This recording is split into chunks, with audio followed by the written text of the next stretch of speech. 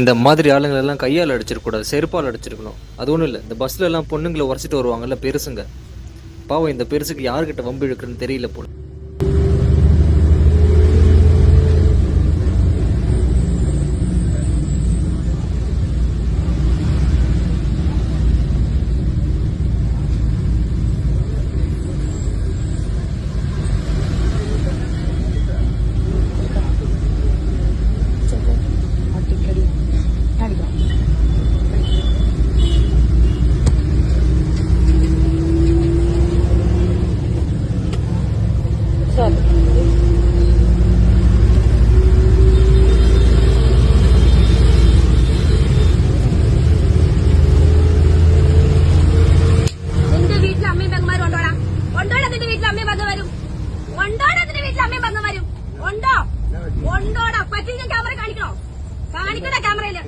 നിനക്ക് എന്റെ അനിത്ര തുറന്നോടാ.